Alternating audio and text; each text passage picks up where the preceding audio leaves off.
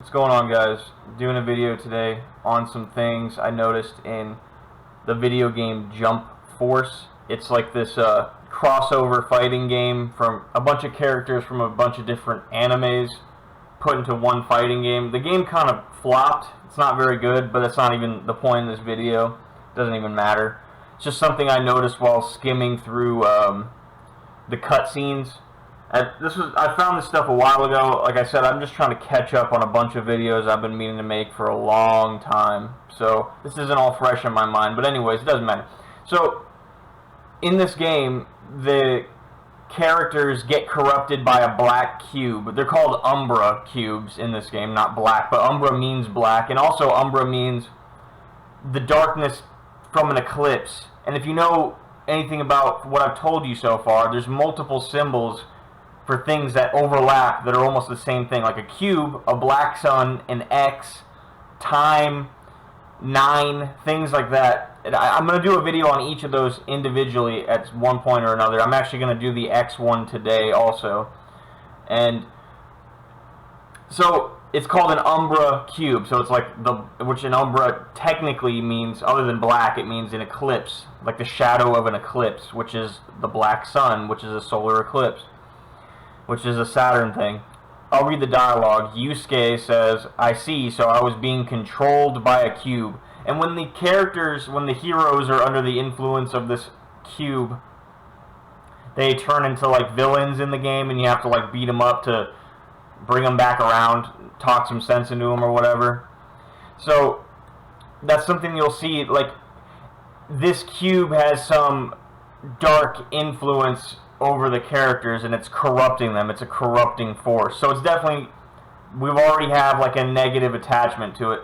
And like, here's another one. But those feelings are what the black cube used to control me. So I'm not exactly sure what feelings the character was talking about, but I have a suspicion that it's, it's probably like fear and like anger and things like that.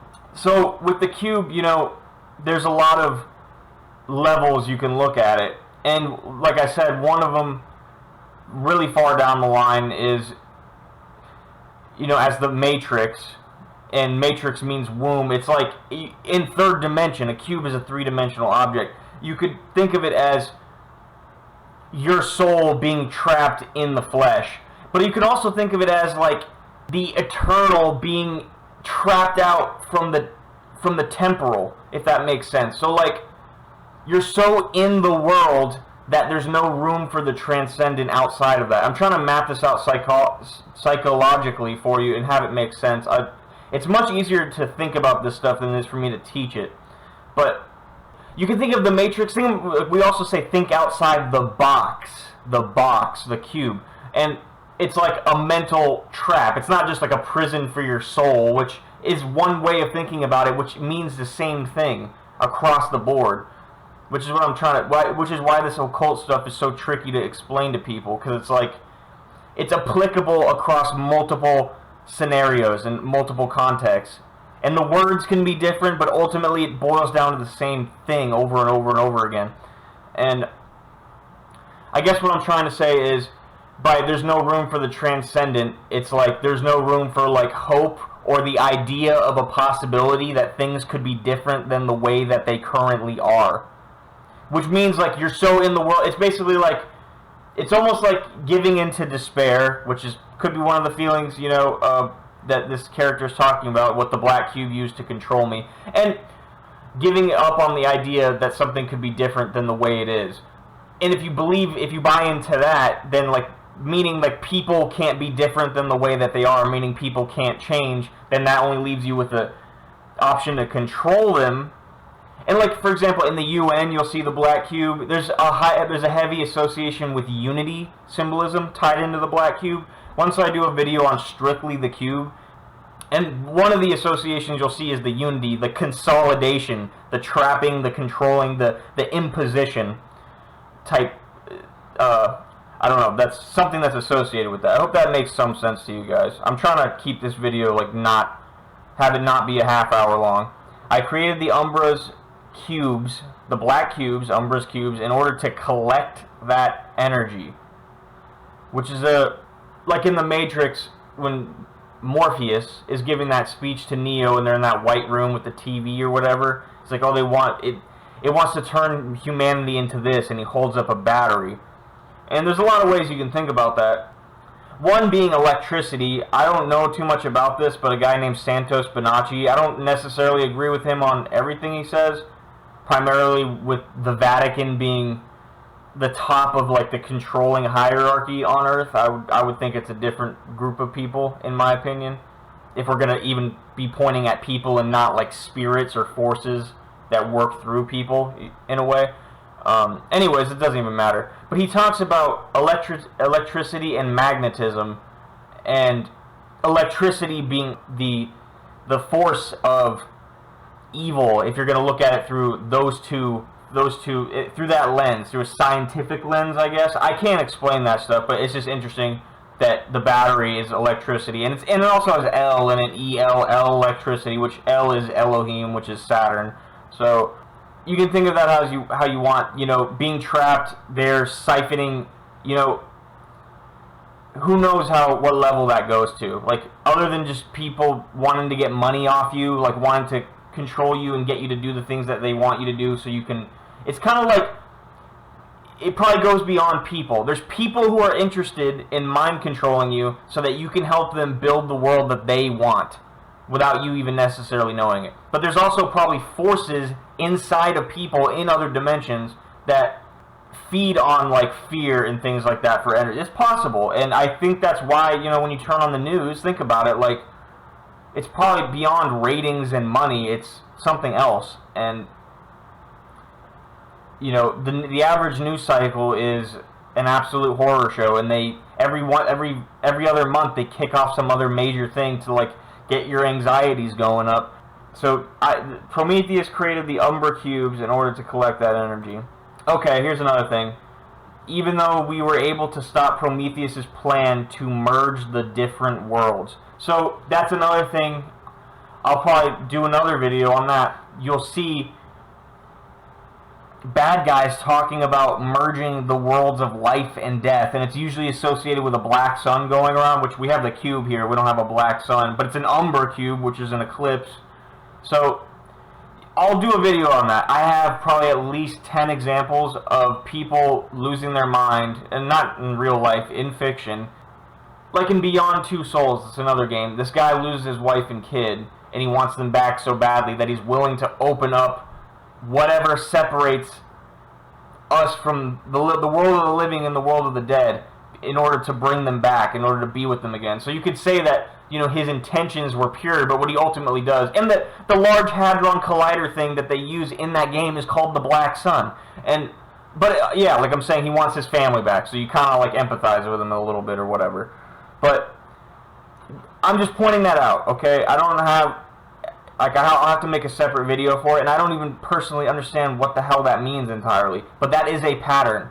There's a bad guy, and he wants to merge the different dimensions. And like I was saying earlier, like, there's forces or spirits or beings or entities that exist in other worlds, other dimensions, and they can't properly manifest themselves on this plane, in this dimension, without your consent, without you giving yourself over to them. Like, a spirit of anger can't express itself, to put it very simply, can't express itself unless you let the spirit of anger take over, and then you act on your anger and do something violent or scream or hurt someone's feelings, things like that. You know, that would be an example potentially of worlds merging. In my opinion, you could think of it as just like a neurological chemical reaction in a person's brain, but I've heard even some scientists talk about thoughts and emotions existing in a kind of counter space who shall rule over this new world. I will not have you interfere. So, you know, again, you have that phrase we've heard so often, the new world. Okay, this is the main reason I'm making this video, is these pictures here coming up. Interacting with either the real world or the jump worlds was forbidden. All we could do was observe him from this rift. So, in this game, Jump World is the world of, like, the anime, like, where these fictional characters exist. And then there's the real world where humanity is, like, real human beings, where we are. Okay?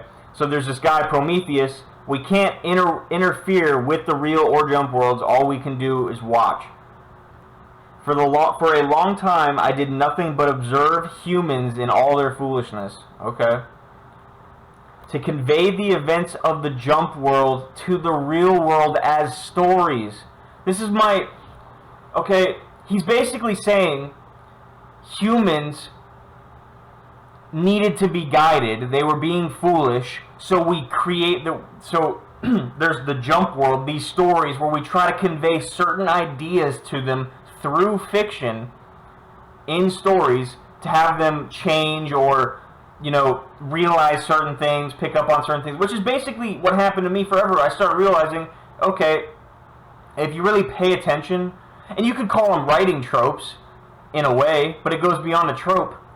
Why the oldest writing trope ever is probably God and devil. Why is that around? Oh, it's probably because those things are real in some fashion. Like, even if you want to conceptualize it at the lowest level of just being personifications of good and bad aspects of ourselves, which it probably goes. I can almost guarantee you it goes beyond that. But I don't know, scientifically oriented person or secular person would have to acknowledge it on that level as a literary story. And like, we all like to watch movies and read books and things, and like those stories can impact us, especially if you're paying attention, looking for patterns, and like opening up your heart to be...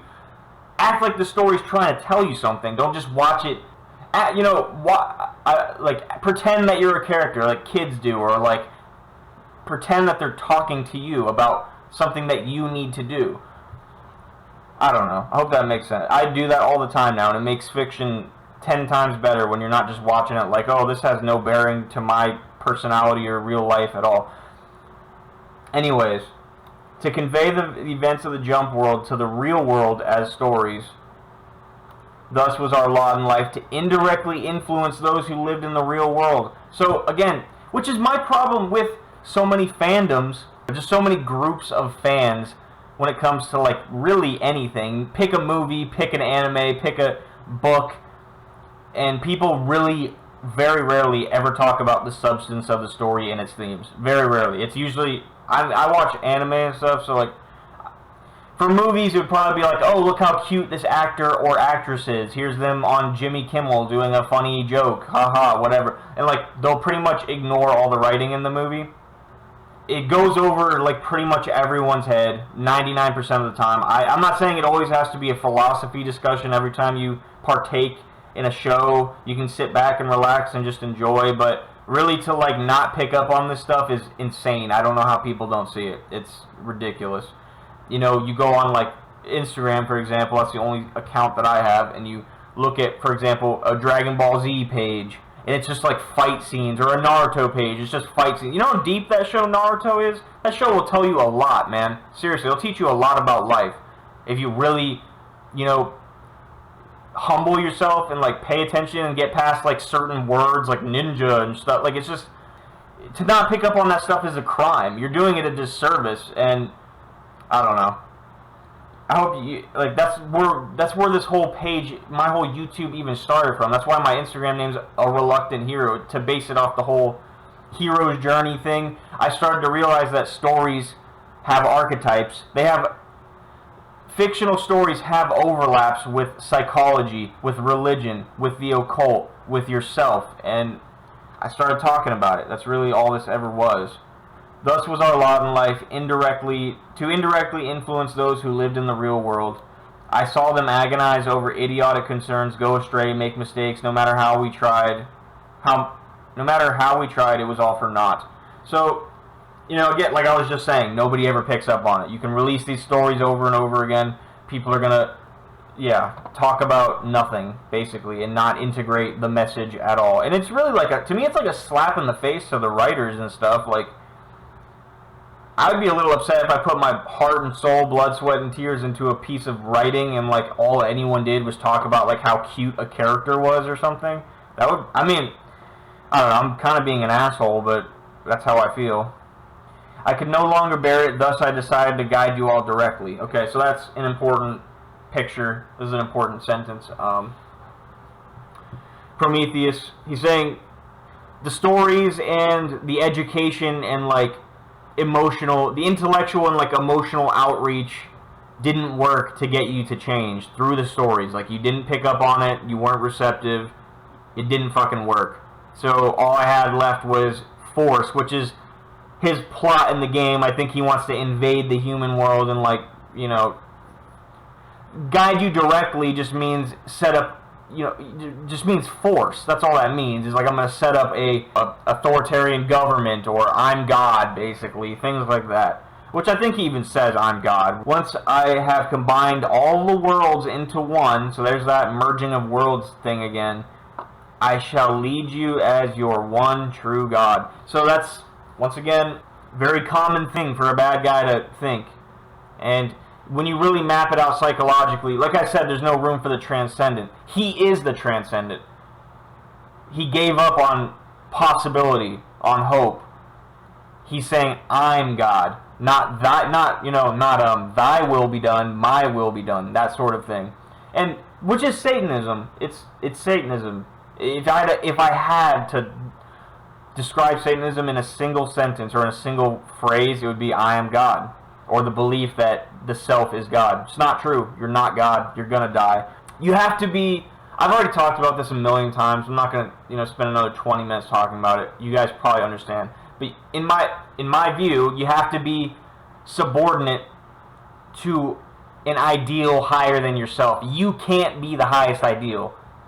Meaning, and one basic example I'll give you is, okay, like, let's take, some people will say God is love, which I posted a video called Holly Weird, episode 1, where Bill Maher was talking about a kid dating a grown adult, and he's like, oh, we can't define love, we can't do that. And you know what? You know, it's not entirely objective, I'll give him that, but it's not entirely subjective either, which is my point.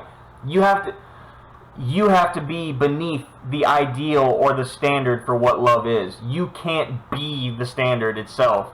You have to fucking serve the standard. You have to serve God. Meaning, like, if you say you love someone, you have to be held accountable in certain ways. There's certain things you say and don't say, and there's certain things you do and don't do. If you actually want those words, I love you, to be true. Same with the word friend. And if that standard didn't exist at all, then love has no meaning. It can just be, oh, I can say I love you and steal from you and beat you and do all these other things. And that's not true. It's not how it works. So if you say you love someone, there's certain things, there's certain requirements. That's all really. The main point I wanted to talk about in this video is how the villain was ranting about how we tried putting out fiction for everyone to, like, learn this lesson. Didn't work, which is something I'm fascinated in, is looking for truth in fiction. So that's why I made this video. And then there's some occult cube stuff, but that's less significant to me than this second portion of the video. Anyways, thanks for watching, guys.